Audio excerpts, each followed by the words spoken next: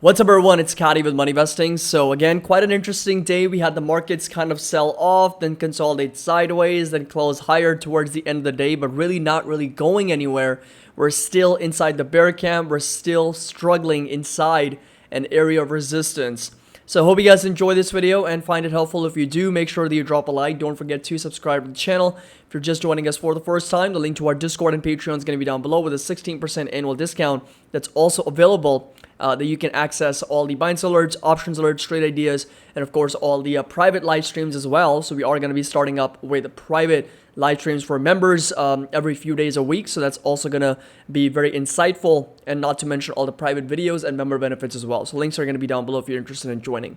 So a couple different headlines that are super interesting. Apple launching its savings account with a 4.15% interest rate. The custodian is still going to be Goldman Sachs. So Apple is still the front-end user-based application, which is going to be offering Apple cards and savings accounts, but the custodian, the banking company itself, is going to be Goldman Sachs, which obviously is going to benefit both companies. But this obviously is going to once again increase that deposit base for Goldman Sachs through Apple and its customers. This right here was another really interesting take. So Alphabet here dropping quite a bit. Alphabet, Google pretty much definitely sold off substantially on the day after the report that Samsung phones may switch to Microsoft Bing search. Now that is a pretty big deal. We have talked about it since November of last year. As soon as ChatGPT came out, we've been tracking the ChatGPT numbers on a monthly basis, and they've been increasing and now to over 1 billion users, but billion visits each month for ChatGPT. So definitely this is a big threat to Google's positioning. And if this continues, if Google's not able to adapt or pivot, unfortunately, they are going to be in a very, very vulnerable situation with respect to the market share of the search business. So Samsung is reportedly considering changing its default search engine from Google to Microsoft Bing for its lineup of smartphones. And Alphabet pretty much fell, 3.5% on that report. And Alphabet pays billions of dollars to maintain Google's default search engine status on mobile phones. So it's possible that they may have to pay a little bit more now, considering that there is another new, really more comprehensive, more advanced search engine on the App Store here. So China's economy grew 4.5% in the first quarter, the fastest pace in a year. So this is another potential threat, of course, to the U.S. because China's economy continues to grow, and there are expectations that by 2030 or by 2032, there's going to be an overlap where China's economy, it's possible that it's even bigger than that of the U.S. Of course, a lot of it depends on manufacturing, construction, production. All those things are very much focused, but China's growth has been under the spotlight as it reopens after ending most of its strict COVID restrictions that were in place for nearly 3 years. And GDP grew by 4.5% in the first quarter. China's National Bureau of Statistics said Tuesday, and that was higher than the 4% forecast in Reuters polls of economists, and marks the highest growth since the first quarter of last year. And quarter on quarter, the economy grew 2.2% as well. So this right here, the state of the market, and again, we're seeing a little bit of greenery here. So energy stocks did pull back. We had Google here dropping about 2.66%, Meta also dropping a little bit. AMD was down 2%, NVDA slightly higher, Microsoft slightly higher, Apple flat. I did talk about DPST with all of our members in the private live stream. Now that right there is a potential trade idea that I was talking about, but it's extremely risky too because it's very volatile.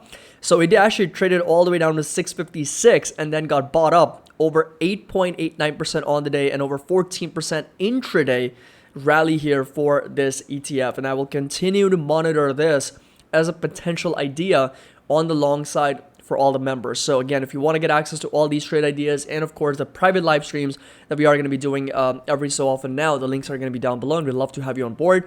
And like I said, there is a 16% annual discount expiring at the end of this month. So overall, we did have some comm services underperforming. ASML also did sell off 4%. I did a video on them earlier this week, or I think last weekend here. And energy stocks also pulling back, although oil price is still relatively stable at over $80 a barrel. Real estate, consumer cyclicals, financial, industrial, defensive, all pushing higher, with energy, communication services pulling back. And in the last 1 month, we've got all 11 sectors here in the S&P 500 pushing higher in green. Feeder cattle, coffee, lean hogs, lumber prices, palladium, wheat, all pushing up, with orange juice, sugar, and ethanol selling off. And Bitcoin here just a little bit under 30,000, and Ethereum just over 2,000. $2,000 per coin at the moment. Volatility absolutely getting collapsed here, down now under 17 levels for the VIX, and the next level really is going to be down to 14.3 for the VIX. And US crude oil, like I said, still stable, still above $82 a barrel, and still able to manage to close at that prices, consolidating sideways at that support. Bitcoin did see a bit of a pullback, so we are starting to come right back down. Support level is going to stay put at 28,700. So this right here is going to be that level to watch, with the resistance all the way up to 32,000 for Bitcoin moving forward. And of course for Ethereum, we've got a support setting roughly around 2,000 with a resistance all the way up to 2,300 for this coin. When it comes to 10-year yields, they have been pushing higher, so that's one of the reasons why I did exit out of TMF. I'm out of TMF and I'm out of FAS as well. Both levered ETFs I'm out of. And 10-year yields have started to push right back up. So did the 20-year yields. We're back pushing up. 10-year yields are back above their 3.5% levels. So we are right now at 3.595, so almost at 3.6% for the 10-year yields, which obviously is going to put some pressure on tech more specifically. Now, talking about the S&P 500, we are still very much in this bear camp, and we are slowly and steadily making some progress. So we can't discount the fact that we're not going up, because we are slowly and steadily making some progress to the upside. But again, it's going to be quite interesting how we trade when we get up to 4193, 4200, exactly where we were just around here on February 2nd. So just about a couple months ago, we were trading at that level. Then, of course, we started to sell right back down. There's been a lot of choppiness for the market around those levels. And that's exactly why the red rectangle, the bear camp, is so very important for the market and for us to see whether we break out or get rejected at these prices for S&P. Talking about the NASDAQ, same thing. We are once again inside this red rectangle. That's the bear camp, setting between 12,000 and 12,300. That's going to be the level to watch. And right now we're just consolidating sideways here, getting rejected. And this is exactly where we were back on February 2nd. Again, very similar to the S&P 500, and then sold right back down. So it's going to be all coming down to the earnings. We've got Netflix, we got Tesla, we got Lam Research, we got ASML, we've got TSMC. We've got so many companies reporting earnings, and it's all going to come down to earnings and whether NASDAQ and Tesla have what it takes to break past this level, break past this resistance, to potentially get up to that next target, 13,000 for the NASDAQ, 4,300 for the S&P. But of course, keep a close eye on the 10-year yields as well. And the Fed meeting is just around the corner now on May 3rd, which is going to be their next potential rate hike, with over 85% probability already the Federal Reserve is going to hike rates. Talking about Apple, and Apple here consolidating sideways, so didn't really see a lot of momentum higher, but still just going sideways, flat on the day. This is still going to be that lower high, still going to be that resistance to watch, with a support at 158 and a resistance all the way up to 177 for Apple moving forward. Talking about Amazon also in a very similar situation where we are getting up to that resistance, and that's going to be in line with this lower high sitting at 104, 105, and of course inside this box where we have consolidated sideways for quite some time. So this right here is going to be that resistance to watch for Amazon, sitting roughly around $103, $104 per share. Talking about the mighty Tesla here, Tesla still flat, up over 1%, not really moving all that much, trading as high as 187. So what we're really seeing is a lot of consolidation for Tesla, lower highs and some higher lows. I already did a video on Tesla earlier today, and all it's going to come down to is the margins, the guidance. Those are some things to pay attention to in 2 days when Tesla reports earnings.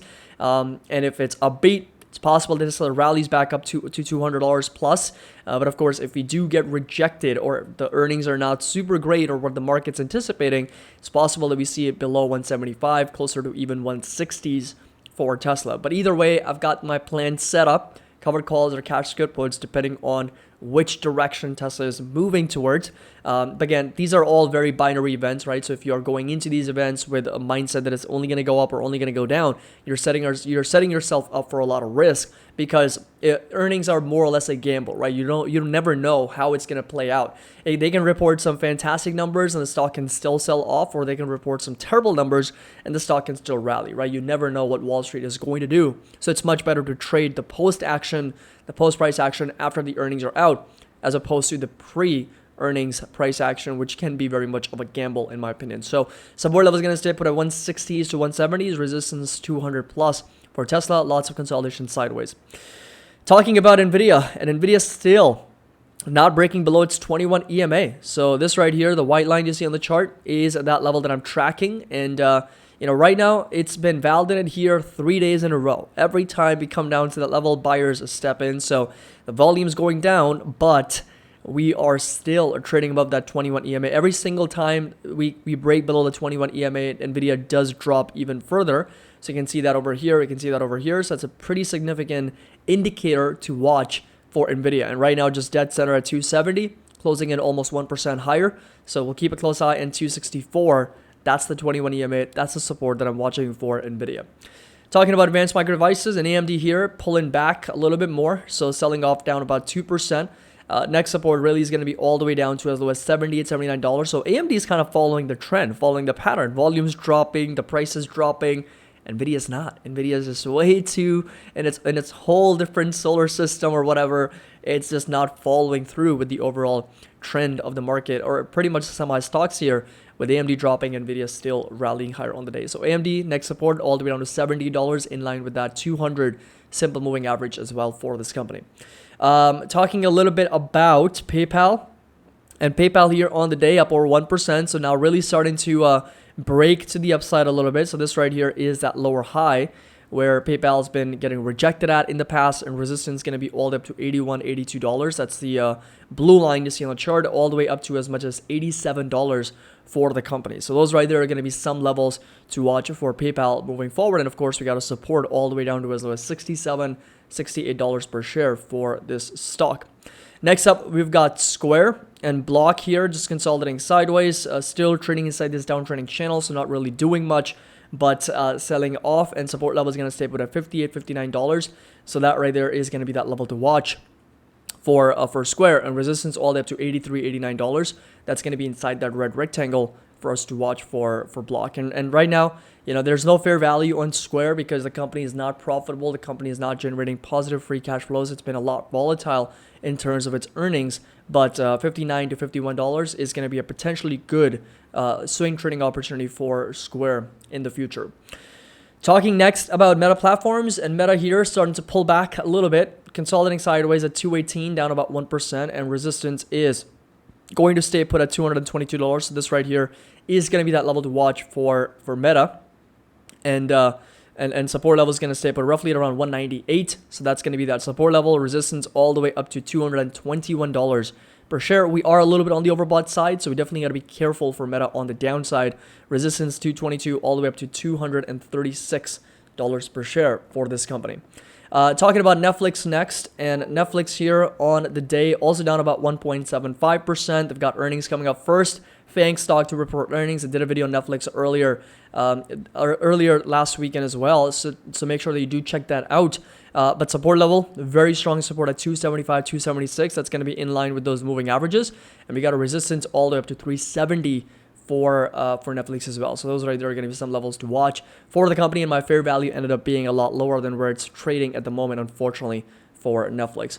Talking about Google, and Google here, resistance is going to stay put all the way up to $108, $109 per share. So that right there is going to be that level of resistance. We did get bought up here intraday, even though Google was selling off. So we got a green candle on a red day. It does suggest that there is still some buyers stepping in. But of course, today's news is not great for Google. If that continues, that obviously is going to put Google under a lot of pressure. So support level is going to stay put at $101, $102.